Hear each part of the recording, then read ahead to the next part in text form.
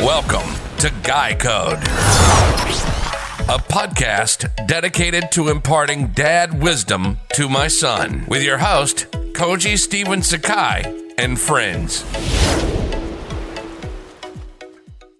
All righty. Welcome. This is Koji, and this is episode number 40 of the Guy Code.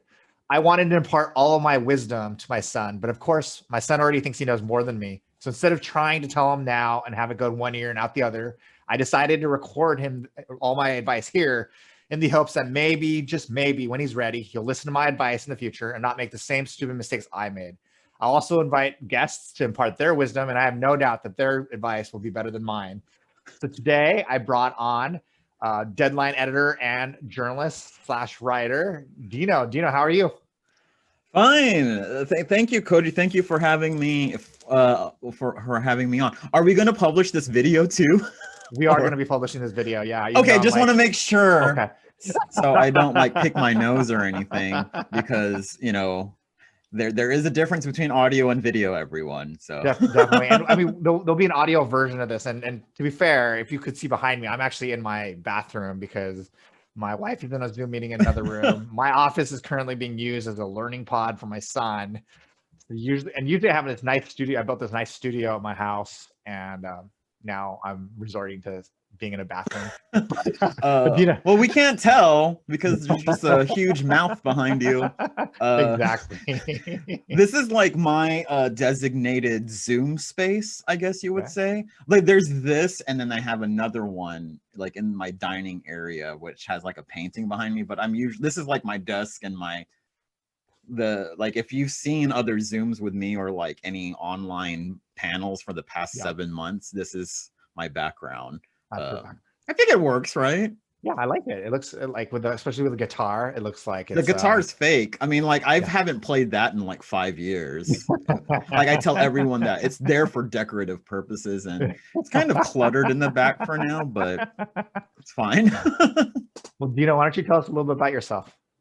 Okay, well, I'm a journalist. I'm an editor and reporter over at Deadline Hollywood. For those, I'm sure many of your listeners probably read Deadline, or people have probably came across it in searches because it's a Hollywood trade. We report on film and TV, and some of it like the regular, I guess, TV film watcher would care about. Others, like if the normal TV watcher will not care about Paris Hilton getting signed to UTA. I wrote that story earlier today. No one cares about that, right? Unless do you, Koji, care about? I mean, that was the most important news I've heard since the quarantine started. But then we also announced casting and like very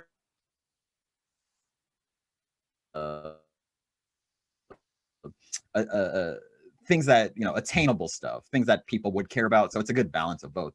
But while there, I host the New Hollywood podcast with my co-host Amanda and Duca. We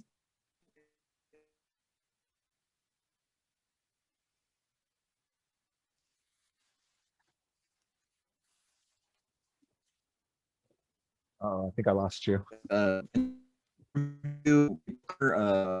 Women that talk about the state of the industry when it comes to diversity and inclusion, which is lots of virtuous signaling going on, if I'm not. Yeah, it's pretty. So I cover mostly. I actually report on film and TV. So I'm in both worlds. I also I lean very much into D&I reporting, diversity and inclusion. I keep tabs on, what's going on with that space. Again, that's really important right now.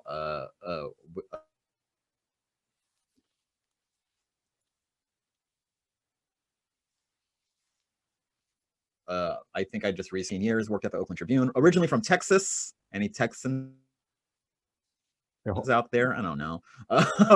And lived in the Bay Area for about I lived in the San Francisco Bay Area for about 10 years before moving to LA. I worked at the Oakland Tribune there.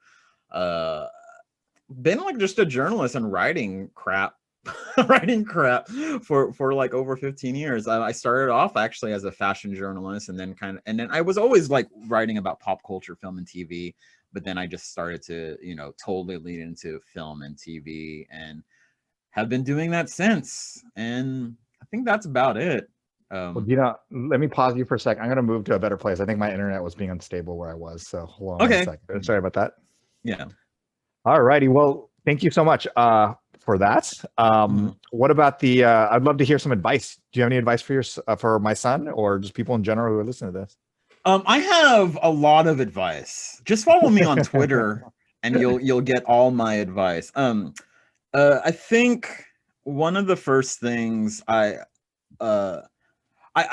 tell this to people, but I sometimes have trouble following this advice myself, is to trust your gut feeling, your initial gut feeling. I think the older I get, the more I trust, my gut. And you get that feeling. It's like, when people are all like, how did you know that he or she was the one? It's like, oh, I just knew. So I guess that is kind of like a gut reaction. A jump into a new venture, or proposing to someone, or even just buying, a jacket. I don't know that you've been eyeing. I think just like trusting your gut is like just like a metaphor for trusting your own instinct, and I think that comes better as you get older. It's easier said than done, right? I think. Yeah. I mean, yeah.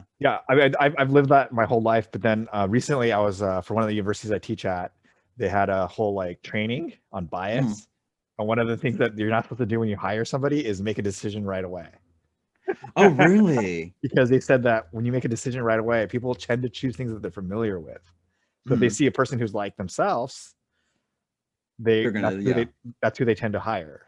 So like that's why that's where they were saying like institutionalized. I was like, oh my god, it's like I've been institutionalized racism. But I do think that like as you grow older, like let's say like your instinct grows, it becomes better with age and with experience. It's like, say I could meet like another Filipino, right? And like I would say like within the first 5 minutes or so with talking with them, I could say, okay, I could trust you, or you're gonna be my friend, or this is purely a business relationship or something like that. I think maybe gut and instinct, like a combination of both. Because you're right, it's like you can't make snap decisions, right? Because you might regret it later. I think gut feeling and instinct, kind of just ruminates in you and marinates, and then you kind of it's not a knee-jerk reaction. It is like there's a period of time where you could kind of just talk to your gut, I guess, and have that internal dialogue. Yeah, well, this is great. This is a great piece of advice, because one of the things I always tell my students, this is like a PSA I always do for the women in the audience, is that a lot of women, they get in themselves in situations where they feel like it's uncomfortable. Like they go to somebody's house and they just feel like this is a bad situation. But they're taught so much to be like, I don't want to rock the boat. I don't want to offend this person. But then those are the people that get murdered. Sometimes you just got to be like, no, this is wrong. And just like get out of there as fast as you can. And if you offend the person, you offend the person. But it's like, it's that gut instinct that people. Right? I think that's so true. It's like, I think for women, especially women of color, especially, and I think anyone in the margins, we have been always taught to not rock the boat. And especially, but I think that's what I appreciate about this generation of kids, is that they're not really scared. Like I'm in that generation between Gen X and millennial. It's that bastardized generation. No, we're the millennials. Yeah, but or like zillennials. Yeah. There you go. Where it's like we know how it's like to not have a cell phone, but at the same time we came of age during that internet. And I think also people of color in that, or like just marginalized voices in that certain generation, I think, especially if you come from an immigrant family or an Asian family, to even get more specific, we are taught to kind of just like go with the flow, don't question authority, know your place, and whatever. And trying to break out of that has been a very much of a journey for me, at least, and kind of standing up for and voicing your concerns. And I think a lot of this generation of kids they're a little bit more fearless. And but even then, I think that they even get in situations where you're like, why would you be in that situation? You know, why would you allow yourself to be in that situation? And then I've talked to people who've been in this situation, and the first thing to me is always like, I didn't want to make the person mad, or I didn't want to offend the person. I was like, well, what's the worst that would have happened? You know, like, it's kind of like the dominant culture kind of just teaches us that, like we're constantly brought up in a space where dominant culture, meaning white culture, that's coded language for white culture, if that's even a culture, no shade, but that has always been the standard, right? And like that's what we have to follow. And now that we're seeing that we're trying to break that as the standard, it's becoming, and then I guess some of the dominant culture is getting threatened and wanting to keep us down, I guess. Or just return to the way it was. Yeah, they're just like, oh, you guys finally realize you have freedoms? Not so fast, that kind of thing. Yeah, it is. I think just trying to navigate. When I say trust your gut, it's just like it's not. That's by no means. It's like a knee-jerk, reaction. It's more like trust your gut, talk to it, like trust your feelings, search your feelings like the Force, like Luke on Star Wars. No, but I think, and that just comes with age and like trusting yourself. And I think once you get past the threshold of 40, I think you slowly begin to realize that more and more. Well, I think it's also, as a dad too, for me, it changed with I don't have time to bullshit anymore. Like I'm gonna have ready. And we don't have time for bullshit. There's like it's like also with like making friends or just dealing with bull. It's like, oh, why do we have to waste our time? We don't. Exactly. And I think it's like I've also been wanting to get a dog lately, and and I know that's not exactly like a kid, but that's a form of responsibility. And I'm just like, oh, I'm not responsible. I cannot take care of a dog. But then one of my friends was like, oh, you should, because it taught me a lot about myself. And I was like, get the fuck out of here. I don't want to hear that. I was like, but I know it would, like, it, because you're caring for someone besides yourself, right? Yeah. And you're making decisions not only for you, but for them as well. Yeah.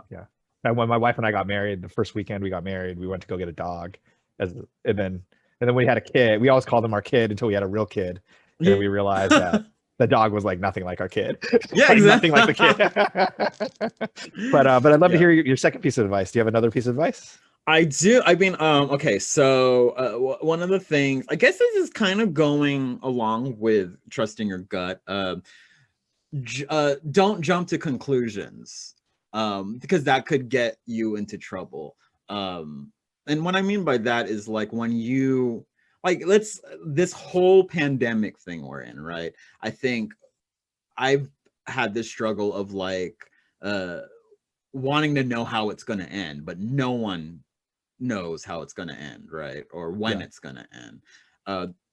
And I have a thing with uncertainty that freaks me out and makes me anxious and makes me spaz. But like, I think don't jump to conclusion is like another way of saying live in the now, because the future that you have in your head is not real. The only thing that's real is happening right now. I know we're getting really existential here, but it's because like I think I really appreciate those people who like meditate and can live in like the moment and not be on their phone or think about things that will happen tomorrow. In my line of work, that is the nature of the work. We have to think ahead, and so breaking that is really annoying. But yeah, jumping to conclusions, living in the now, I think is because what I think will happen tomorrow is not real, because it's just a thought, and what's only real right now is me talking to you. So Yeah, I think that's what that's advice I like to give people and myself, and it kind of puts Yeah. me in check. Well, you know, it's interesting because jumping to conclusions and going with their gut is sometimes very similar, right? They're the Yeah. similar. There's a lot of times they're in the same path. Yeah. Because No, exactly. They're like sisters, or like yeah, there's a connection there. And I think when I was writing out my pieces of advice, I was all, they're kind of similar, but they're like one leads to another, or there's a synergy between them. Synergy is such a douchey word, but I like it. but I think that there is. I mean, I think that, you know, when I was younger, it was probably that gut instinct was probably closer to conclusion. Like Mhm, I'm jumping to conclusions, and as mhm, I've gotten older, there's less, like, it's just more of a, like, what I think, or I already kind of know what I'm going to think. So mhm, it's like what you said about age and stuff, in terms mhm. of understanding that more. But I love the Mhm. living in, how do you live in your moment, in the moment? How do you do that? I don't know. It's like I always it takes training, or training, or or lots of weed. I'm just joking. uh I think it's just that you always have to learn to reel yourself in. Again, that comes with age, right? Yeah, Is like you think, like right now I have things I have to do next week. I have schedule. yeah, Everyone has a schedule, and especially if you're a journalist or someone who works on a deadline, yeah, you have a list of things, which makes it hard to live in the now. But I think it's just a lot of pivoting, or reeling it in, yeah, and training yourself. yeah, Again, comes with age, because otherwise, if you constantly think about what you're going to do tomorrow, or next week, or next month, or where we're going to be after November 3rd, you're just going to make yourself crazy, right? yeah. Well, for me, And what I do is, the way I've learned is to create. I have different goal sheets or schedule that I have to keep. So I mm, have like a daily goals that I need to get done, and then mm, I have a weekly and monthly goals. And the good thing about that is, like, I just focus on my daily goals, and I know I'll get to my weekly and monthly goals, and so that mm, helps me stay, like, at least career wise. It's not personal, because personal, like, I can't make daily goals, but for my personal stuff, it helps me stop thinking about when is the script going to be done, or when is this going to be mm, done. It allows me to be like, all right, I did my job today, I'm done. And then I know that in 20 days or 10 days or whatever I need to finish it, it'll be finished, if as long as I keep to my schedule. yeah. um but yeah, but in terms of, like, yeah, I'm terrible at staying in the moment. I'm always thinking about the past. No, I'm exactly. thinking about the It's future. hard, right? Especially Yeah, with like, I think, in if you work in Hollywood, or if you work in just an industry that's so deadline oriented, yeah, or that plans for the future, because like you said about scripts and stuff, what's being developed now won't be made until like 2021 or something, or yeah, 2022 even. Hollywood thinks so far in the future. Like, yeah, that, for instance, like Marvel Studios already knows what's going to happen at the end of this phase that they're yeah, doing. They knew what was going to happen in Endgame, and that's yeah, kind of how this whole thing works. And even in journalism, it's like we have stories planned. I always get stories that say you can't release this until sure. next week, and so I'm programmed to think about the future, which is so not healthy. Yeah, So, but that's good. Is like making list is a good way. I love and then, crossing stuff off of yeah, me list. too. Well, I mean, Yeah. for writers, I think the challenge is that, I mean, if you're just in creative writing, there's no end game, right? I mean, Mm-mm. I could literally write every second of my life, of my day, or I could take an hour or 2 hours, it depends. But having a list allows me to be like, there's a beginning and end to my day in terms of this Yeah. writing. And so when I'm done, I'm finished. Because I remember when I was younger, and I wouldn't have such a list. Like, if I went on a date at night after I wrote, I would still be talking about my writing because I wasn't done with my writing. Because Yeah. it's Yeah. Yeah. But now, because I have this list, once I'm finished with my list, it's done in my head, and Mm. I'm no longer thinking about that. So I could allow myself to be doing other things. I could be a dad. I could do whatever else I do. But, it's to me. So, like, that was one of the biggest lessons I learned, was I need to figure out what my goal is today, or this week or this month or whatever. But Mhm. but I'm a little anal on things, so that's kind No, of it. it's like I'm totally the same. I think just because we're both writers or we work in that, because I don't do screenwriting, and I admire people who do screen. Like a lot of my friends are screenwriters and they're always working on stuff. They get notes all the time, but whatever. I can't. I think I took one screenwriting class just to kind of. I did it because I wanted to feel what writers feel. Like, it was like research almost for like being a journalist, and it gave me more empathy for screenwriters because of what they go through. And maybe that's not a good thing because journalists are supposed to be, impartial, right? Heartless. Yeah, Yeah, heartless. yeah, we're supposed to be heartless, especially at deadline. Just joking. Just joking.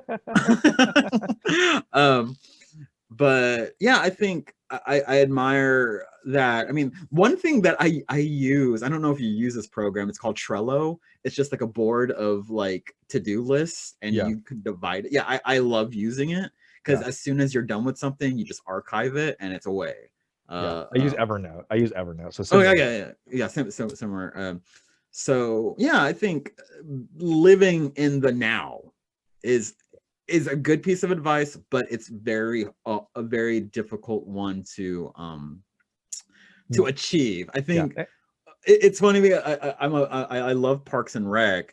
There was one episode where I don't know. Do you watch Parks and Rec? Or did Yeah. you? Yeah, I Okay. did. So we're the episode where Rob Lowe's character Chris Traeger took Ron Swanson to like a meditation Yeah. thing, and then he like achieved he was like, oh, I had nothing in my head, I was just standing there. And that's basically what living in the now is. And Yeah. he achieved it. And be like Ron Swanson. Well, and this reminds me of, one of the things I've been reading recently was one of the best ways to help people who are depressed is actually have them work or volunteer for other people.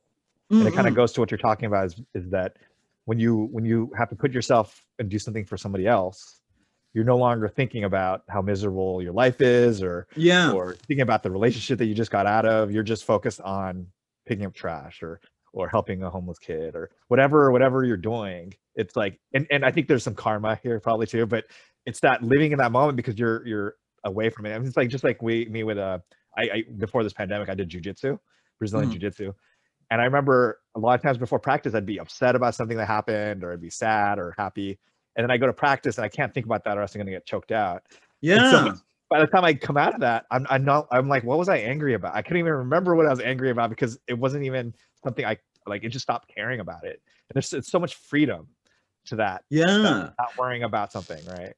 I think this could be like a sub piece of advice to kind of being in the now. It's like, I think that just goes with working out in general. I mean, I know it's like, it really does work, honestly. If you like every morning I do work out, but I wake up also like how it is now. You're just like, oh, another day.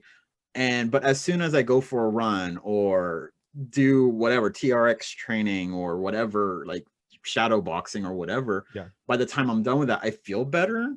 I mean, everything's not automatically like magically solved, but it's just like, it kind of just gets you out of your head. And it's like, all you have, and I guess that's a good way to be in the now is to work out, right? Well, that's why when I was in high school, I was on the water polo team. I remember just doing laps for like an hour back and forth, where you can't listen to music, you can't talk to people, obviously, because you're underwater. That was like that was like the best Zen meditation I've ever had, because at first you're thinking about all these things, and by like the fifth time you go, there's like you've already thought about everything in your life. Like you think about it anymore, so you just zone out, and it's really, I mean, other than being tired, it's really refreshing, right? It's really I mean, I used to be a long time ago, after I graduated college, I used to be 60 pounds heavier. And then I just kind of was like, oh, okay, I can't be like this anymore. And then I lost weight, and it's been just, now it's like working out is a force of habit now, or it's like kind of essential to me, because if I don't work, it's true, if you build this habit of working out every day, and you miss a couple days, you do feel gross and disgusting, and you're just and even almost depressed, I guess. Thanks for reminding me. I hurt my foot, so me and my son run every day, and I haven't been on a run for like 4 days, and I feel like terrible. It's like, well, even just going for a walk or something, but like I can't walk. That's the problem. Oh god. Well, sorry. You can work out your arms, but it's not like I'm cut or anything. It's just that I need to do some sort of physical activity. I mean, I just want to maintain. Yeah. Like I work out so I could eat and feel better. It's like I'm not like super ripped or anything. I'm just here, and I'm like. I mean, the only reason I work out is when I do jujitsu. I don't get my ass kicked by these younger guys. Like 25 years old who just like kick the crap out. I need to be able to stay and relatively not get my butt kicked. But I'd love to hear your next advice. What's your next advice? Like as I talk more, I'm like, oh, I have another one and this one. Okay. But I think what do I want? Okay, so this is an interesting one. I don't know why. Never trust someone who goes for salad first at a buffet. Why? I just don't. Like, why? I mean, why are you going for a salad first? You're just empty calories. It's just like, this is just I don't even think this is advice. Don't trust them. There's just something about that's like, oh, you're just like fake. Like, you're trying to prove that you're healthy, but you're just like, oh, look at me, I'm better than you, and I'm gonna go for a salad first. I'm like, oh, no, you want to go to the fried shrimp or that 5-day-old sushi that's sitting in I mean, also buffets are kind of gross. Like, I mean, even the highest, like, I don't even know what's going to happen with buffets after all this. I don't think they're happening. Yeah. But it's just that it's like, oh, if you are going to go to a buffet and then you go for a salad first, there's something wrong with you. I don't know what it is. One of my friends was like, oh, it's because it coats the stomach. And I'm all, fuck you. No, you're no. It just takes up space in the stomach. The first guest I had on the show, his advice is that you always go for the crab legs first at a buffet. Oh, but why? What is it? Just because? Is it like the kind of like no reason, like me? Because it's the most expensive. So you want to get your value. There you see that's I think that kind of goes. I think mine is just, it pisses me off. Yeah. Like I remember every time I go to, or when I went to a buffet, I just like really looked down at people getting a salad. And I think for a while my mom did.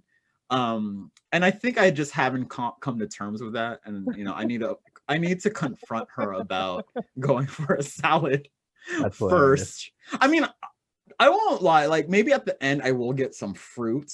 No, I'm just joking. I don't think there's anything wrong with fruit at the end. I can get fruit at the end. Yeah, but that's only when I'm like I can't eat more dessert. You already have like much dessert, and then you're just like, oh, I'll get fruit because it makes you feel healthy. It makes you feel healthy. Well, the funny thing about the people, if they're getting salad to get healthy, and then they put like bacon bits and croutons, and ranch and cheese. If you're gonna do that, you might as well bypass chicken. Eat the fried chicken. Because when you go to a buffet, no, I mean, like what there's I guess like what there's like sweet tomatoes, or it was called soup plantation, which is also a problematic term title. I get, because isn't that like all veggies, right? But even then, when I would go to those kinds of, I wouldn't get the healthiest stuff. And if I would get like a salad, I would like drench it in like the worst dressing possible and top it with whatever fried stuff I found. Although, can I share with you a funny story about my son at the buffet? So we went to Disneyland Hotel in Hawaii, Lani, and we did a character breakfast, which is like $40 a person, which is incredibly expensive for a character breakfast. Hotel, right? Is it all you could eat? All you can eat buffet. Okay, good. And so my son, he was like 4 or 5. He ate like half of a Mickey waffle and like one piece of bacon, and then he was scared of all the characters that came by. Wait, how old was he at He the was time? like four or five. Okay. He was pretty young. And I was like, oh no, this is not gonna work. Then I got like I think my wife counted like 30 like papayas, because papayas are expensive, right? Yes. And if And so you're I in got, Hawaii, yeah. yeah, so I just got like so many papayas, and I was like eating, and my wife was like, "What are you doing?" I'm like, "I'm getting value for this. Like each of these are like $2. I'm gonna eat like 30 of them." You have to get your money's worth, and salad is not worth your time. I'm Yeah. sorry. Although, Unless it's no, I think salad is. I mean, salad can be good, but I'm sorry. I don't like buffets at this point anyway. So yeah. I mean, like the only time and then LA's doesn't really have any. yeah, no, there's no buffets here. Not good one. Yeah. But like, yeah, now like the only time I could imagine going to a buffet now is when my son is like 16 or 17 and he's just eating like a ton of food. And I already have a plan. I'm gonna send him in. I'll buy it for him. Send him in. I'll sit outside and wait for him to finish. And be like, when you're done, come back out. Because he might eat like back then you eat a ton of food and it's just a waste. Yeah. But now I mean, I think the last buffet, I think the last buffet I had was actually in Vegas. Yeah. I want to say. I think Vegas is a very normal place. And like I guess weddings. I mean, this is also adjacent to this piece of advice. You could judge how good a wedding is based on their food. Yeah. Some of the buffets I've had at weddings were horrible. Yeah. Or I judge them by food. But I think like the last buffet I actually ate was when I was at CES in Vegas last year. Yeah. And again, I was forcing myself to eat as much. That's funny possible. when you talked about the wedding buffet. It was funny because when my wife and I were getting married, and we were trying out the food at this really fancy place that we're renting from, and there was another couple that was renting using the same, like a tasting, right? And their plate looked totally different than our plate. Their plate was like mac and cheese and like it was like really like the weird, like the lowest food of this place. I mean, this place was a nice place, and we had like really like interesting different dishes. And theirs was like mac and cheese and like sweet potato. There was like the super basic shit. Yeah, and I was like, wait, why would you come here for that? Like of all the places. Yeah. Like if you're gonna go somewhere, you have to go top of the line. You know what I mean? Yeah. You get their specialties. So for us, our tasting, we had like everything that was their specialty, just to taste. Not that like, and then I'm not saying expensive food's better, but I'm like, well, if you're gonna go to an expensive place, you should get what they're good at. Yeah, right? You don't go to a sushi place to get a hamburger, that kind of thing. Exactly. Yeah. But all right, I love that piece of. I love the. Oh well, can I tell you a piece of advice I have is I hate people who ask for doggy bags or steal food. My mom was guilty of the stealing food, by the way. Well, I think Asians are in general. Well, actually, my sister-in-law, who I don't talk to anymore, she actually steals shit. Like she'll steal like the like silverware and stuff. Like silverware and I was like, what are you doing? And like even one time I got mad because I was like, I'm embarrassed to be with you. Like, do you want me to buy you silverware? Do you guys need like it's just embarrassing, you know? Like, I mean, that's a little bit. I mean, I think the most that I would steal is kind of those little ramekin stuff because those come in very helpful, you know. Yeah. But I haven't done that in a while. It's like I don't want to waste my time anymore. You know, it's dangerous. Yeah. All right. Well, what's your next piece of advice? We have 2 more pieces of advice. 2 more. Okay. Right? That's 3. I could say learn empathy and learn it fast. Yeah.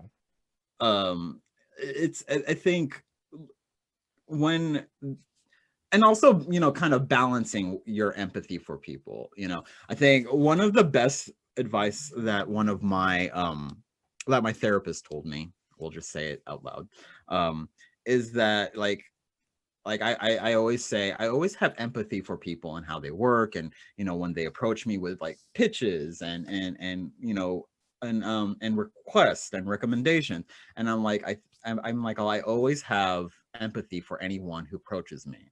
Yeah. And then my therapist was like, oh, but who has empathy for you? And I was all, oh shit, this is why I'm paying you. So, but at the same time, it's like, know when to be empathy or empathize with someone, you know. Yeah. I don't have, like, going back to what we say, like, I don't have time for bullshit. I don't have time to empathize with a racist. I don't have time to empathize with a homophobe or anything like that. It's like when trolls come at me like that, or on Twitter or Instagram, well, basically Twitter, I'm just like, I just immediately mute them, just because I don't want to engage. But I think empathy also kind of just teaches you more about yourself, and kind of opens your eyes, and kind of opens your eyes to more experiences, and it kind of enlightens you. Like, for instance, our most recent guest on the New Hollywood podcast was Niall DeMarco, who is deaf, and it was different for us because podcasts are obviously an audio medium, and we never really post our videos with them, but now we posted his, obviously, because he's deaf and he was signing, and we got a lot of deaf viewers of the video calling, or like emailing and commenting, complaining about, the closed captions, and like how we handled it, and I think this kind of what goes in. It's like, it's not like we were just like, it's a form of empathy where we were trying to learn and trying to put ourselves in these people's shoes and help, giving people a voice. And I think that enlightened me, and his show enlightened me, called Deaf You, because I don't know much about the deaf community. So it's like empathy, and it's like seek other ways of life and cultures out, so that you can open your mind more, instead of just kind of living in your own bubble. Especially, like, we live in Hollywood, right, which is a bubble, and sometimes I forget, people actually have real jobs, like doctors and shit. So but yeah, I think empathy is like just self-explanatory, because if you don't have it, then what kind of human are you? Like our president. Yeah. I mean, their president. I mean, I think that the so many problems in our country are because of that. But what drives me nuts, to your point, is when I hear people say, like, oh yeah, my it wasn't until my sister came out as lesbian that I was okay with gay marriage. And I'm like, are you kidding me? Like, I don't need somebody in my family to be gay for me to like be okay with gay people getting married. I don't need to have somebody in my family be black before I'm okay with black people. Like, with even like the disabled community, or anything. I don't have any indigenous friends. Does that mean I don't care that they're practically being erased off of this planet? You put yourself, you try, and then you learn, right? I mean, it might not be perfect, but you learn, and so it's like, learn and empathize. Never stop learning about others that aren't racist. and I think, and even with amongst Asians, like my son and I, like, we were running in San Marino recently, before I hurt my leg. And I remember telling him, I was like, if we were African American, you and me, running here at 6:30 in the morning amongst these houses, we would get arrested, we would get chased, something would happen, somebody would call the police on us. And I was like, we have to be aware of that. I mean, we're okay because there's a lot of Asians around here, and we're Asian and we're fine, but it's not for everybody. And I think just being aware of kind of, like that's what drives me nuts about a lot of Asian Americans, is that they don't understand the privileges they have being Asian. There's a lot of bad things too. I mean, obviously, especially nowadays, but we do have privileges that other communities don't.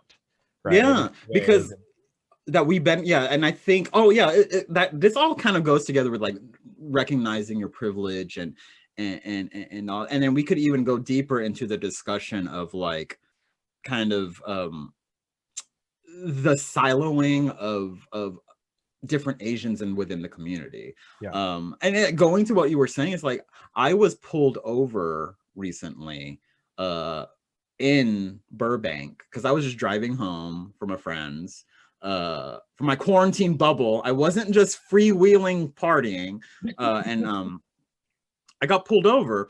Well, first I was driving, and then I saw the stoplight, and then I saw a cop car, and then automatically when I see a cop car, I get like tense. I'm like, gross. And then I slowed down, like a little bit slower than normal, and then light turned green. I kind of just went off, or like accelerated, and he automatically turned his lights on, and and I was all, okay, he must need to pass me. And I was like, oh no, he's pulling me over. And then this is happening during quarantine, mind you, and like I got scared. I mean, I'm not black, but I was just like thinking the whole time, I was like, oh fuck, if I was black, you know. And also I think it was funny, I was wearing a cap. I always get, and I'm a darker skin Asian. I've been easily mistaken for Latino, especially my last name. And he pulled me over. He was kind of a dick because all police officers tend to be dicks. And then he was like, oh, do you know why I pulled you over? And I was all, no. And he was all, why did you slow down back there? And I was like, because it was a stoplight. Oh, and he wasn't wearing a mask either, by the way. And then he was all, well, because you know the third brake light that's usually on the roof or whatever, it was out. I didn't know it was out. He was all, well, your third brake light's out too. And I was all, oh. And I didn't realize it was out because obviously I don't know. And then he was like, oh, are you on probation or anything? And I was like, no. And he was like, okay. And then he got my license, whatever. And he's like, okay, you're good to go. So I was scared, but also at the same time, I was just like, there was a lot of thoughts running through my head. It's like, oh, kind of racial profiling. If I was black, what would have happened? You know, that is just a taste of what could have happened to me, you know, or what could have happened or what would have happened if I was black. So I think just keeping yourself informed and even expanding your own friend circle is good. Like, I think as Asians, we tend to, I mean, even just different communities, we tend to kind of just keep to our own, and it's inherent because we're more comfortable. But yeah, have black friends, you know, connect with, you know, Latino friends, or, you know, I'm not saying go check boxes, but keep an open mind, you know, and if you have questions, ask, you know. I know I'm going back to what like I was saying about our own community. We're so siloed, and I think I have feelings about kind of how when they think about Asians, they automatically think East Asian, and oftentimes Southeast Asians and South Asians are left out of the equation. And even with we have blind spots within our own community. Like, for instance, with the movie that came out recently, Yellow Rose, which is a Filipino movie, I feel like that didn't get as much love. I mean, it's an indie, granted. Yeah, it was an indie. It didn't, like, I really didn't see the community come out as much for that as they would Crazy Rich Asians or even Searching. And I think that's just something, you know, that is just kind of baked into our culture, or it's just, I actually have a theory about that. Oh my God, yes. Please tell me. Yeah. I think that because I remember when I was working at the JANM, Japanese American National Museum, and we did a screening of Fresh Off the Boat, like when it first came out. And I had people in line, Asian Americans in line, telling me, we should make more of these. We should make more movies. The last thing I saw was Better Luck Tomorrow. That's what everyone's telling me. This is like 10 years after Better Luck Tomorrow, right? It's been a while. Yeah. And I just was like, what are you talking about? There's been a ton of stuff between Better Luck Tomorrow and Fresh Off the Boat, or Fresh Off the Boat, or these things, right? And I started thinking about it, and then it occurred to me that every successful Asian American thing is because some Caucasian person gave it a stamp of approval. Yeah. Like Better Luck Tomorrow, well, the big story was Roger Ebert, right? And then MTV bought it. And then Fresh Off the Boat was a famous novel from a famous, you know, like a chef. And then it became a TV show by a network. You know, same with Crazy Rich Asians. I mean, it's the weirdest thing. So like, it's almost like the community doesn't go out and go crazy to support a movie until somebody else outside the community says it's a good thing. Even like, I mean, oh my God, I think that is accurate. Far East Movement wasn't, I mean, how long was Far East Movement playing into the community, doing like community events with like 10 people? And all of a sudden we have like a best-selling song, and all of a sudden all Asian Americans are fans of Far East Movement. I'm like, what? Oh my God, that is so true. It's like, because Yellow Rose, it's technically an indie. Sony Pictures Worldwide bought it. It's not technically it's under the Sony umbrella, but big Sony didn't like release it. But also it's like it was a Filipino narrative, which, and then also the Filipino community is pretty much non-existent, and if we are existing in the Asian diaspora of film and TV, they're playing a different race. Like Nico Santos on Crazy Rich Asians.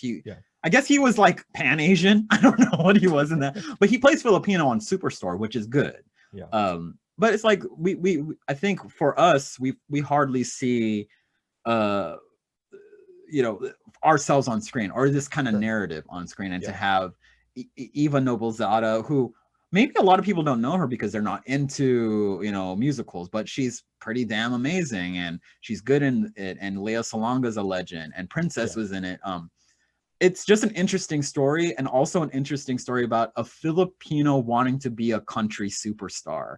There's just so many things in that's interesting.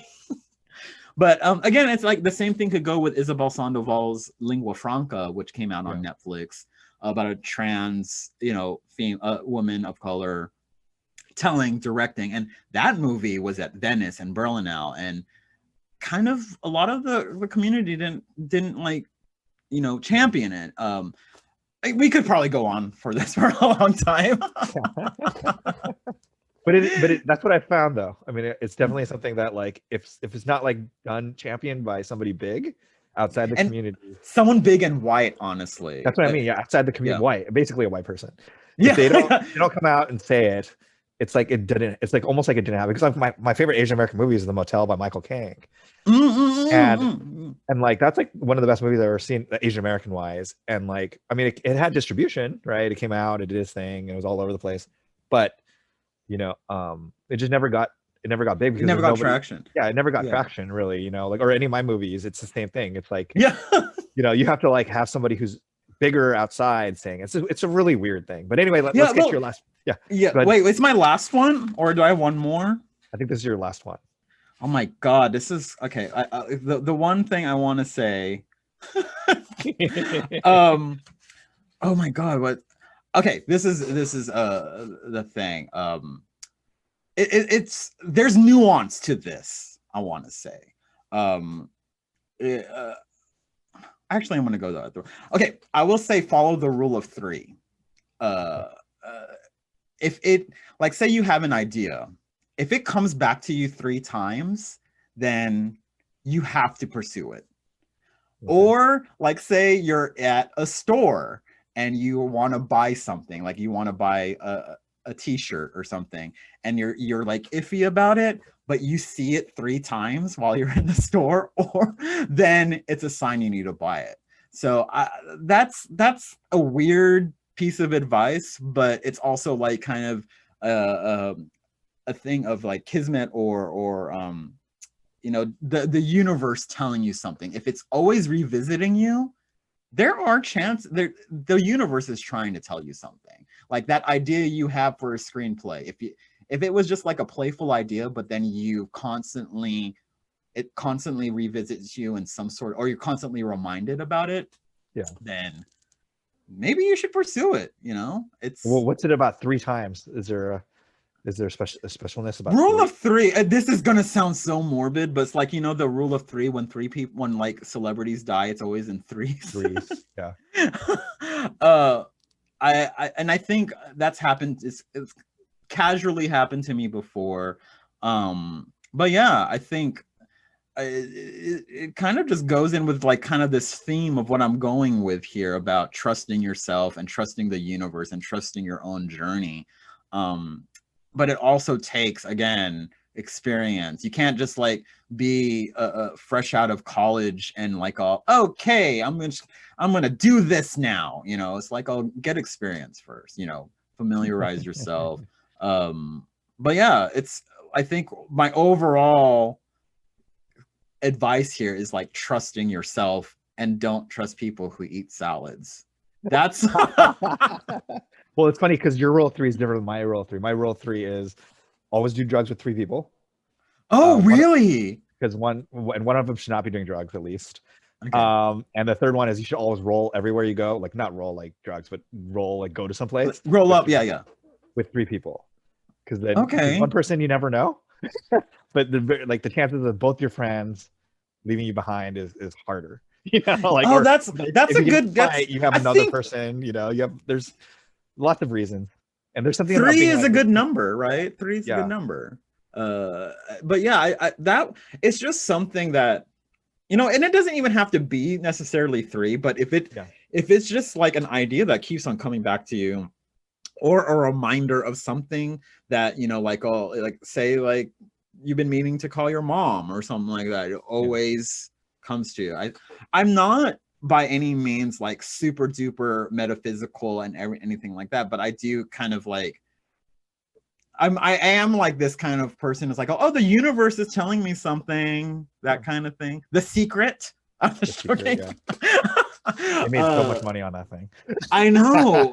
It's kind of like the rule of attraction, I guess you would say. And I'm not gonna lie, I do burn sage and Palo Santo all the time, and I think that's just more of a ritual thing for me. And like, I like the smell of it, and it kind of just makes me feel better. But I do think like kind of the universe, whatever your religion or spiritual or lack thereof beliefs, I think kind of universe works in an interesting way.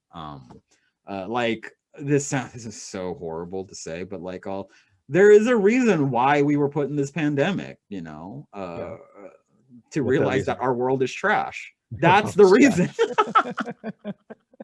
To destroy our country. To destroy our country. And to kind of like, would people have paid more attention to Black Lives Matter if this pandemic wasn't happening? I mean, I think there is a fall off right now in like Black Lives Matter and racial parity and racial disparity or parity, whatever you want, however you want to look at it. And but yeah, it's like I hate all of what's going on, but you know, there's reason to it. Oh God, I sound horrible. I hope there is. Sorry.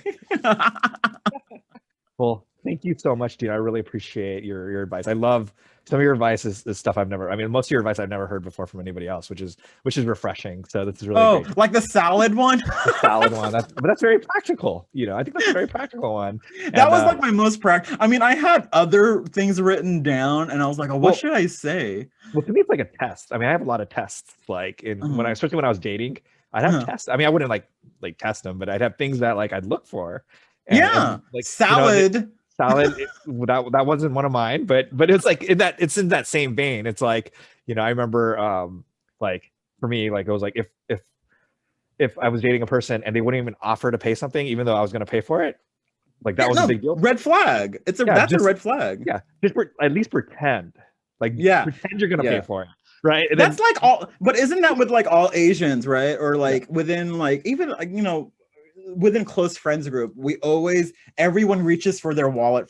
I'm not gonna lie. When I'm like with a bunch of friends and we're like eating dinner and I know one of them's gonna pay, I'm like, oh, hold on. And then I look and they're like, oh, no, worry, I got it. I was like, oh. But I appreciate that you're at least pretending. I don't want to pretend, like, you know, like I don't want a person who doesn't even like think that that's important, because there's a dance, you know, like no, I got it, you know, like, and that's fine, and that's an important. I want you to dance. But there's also this badge of honor that like kind of like there would be times when I would pay, but I would sneak off and find the waiter and give them my card, and then by the time I get back and they're like, oh, where's the bill? And I was all, bitch, I took care of it. And then everyone gets mad and I feel good. But that's different though. I'm like more on a date situation. I wouldn't do that. My date situation. Date situation. Yeah. Cause I wouldn't pay for it beforehand, because that'd be weird. Oh yeah, that would be weird. But date situation is a totally different dynamic. Yeah. Right? Like I want to see like, you know, or like, you know, another test would be like, I wanted to see if they would, you know, like how they treated people like outside of me. Right. Oh, that's a good thing, especially how they treat waiters, or if they do pay, how they tip.